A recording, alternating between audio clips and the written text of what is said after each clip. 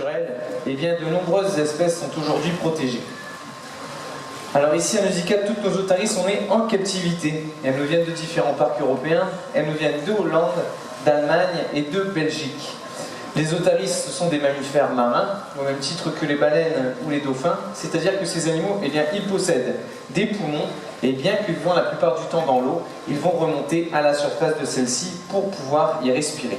Mais beaucoup de personnes confondent phoque et otarie. Donc on va pouvoir observer ensemble les principales différences qu'il y a entre ces deux espèces. Alors je vais envoyer Speedy à Amandine, qui est l'un des entraîneurs de l'équipe. Speedy, go. Et on va pouvoir observer eh bien, que Speedy, ainsi que Xino et le petit Moritz, qu'ils possèdent des petites oreilles, des petits pavillons auriculaires qui sont repliés sur elles-mêmes pour éviter que l'eau ne rentre à l'intérieur. Et ça, c'est la première différence qu'il y a entre le phoque et l'otarie.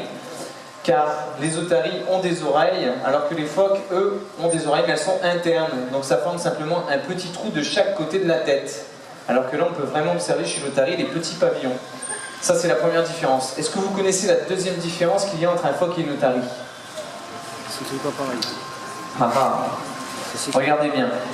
Les otaries, comme Speedy, possèdent de longues nageoires, que l'on appelle les flippers. Les otaries possèdent des flippers avant, et ils possèdent aussi des flippers arrière.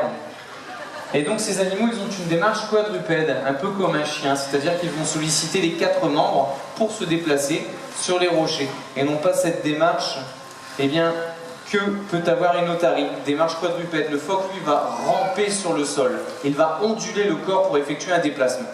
Alors voilà, Speedy qui vous montre bien ses nageoires arrière, et on peut l'encourager avec vos applaudissements. Ils comprennent très bien ce que les applaudissements veulent dire. Très bien pour Speedy. Alors on va demander au petit Moritz, Moritz, go, d'imiter le phoque. Je vous rassure, c'est bien une otarie, hein, mais on lui a appris à effectuer le déplacement d'un phoque. Regardez, le phoque, lui, va onduler son corps très rapidement pour effectuer un déplacement.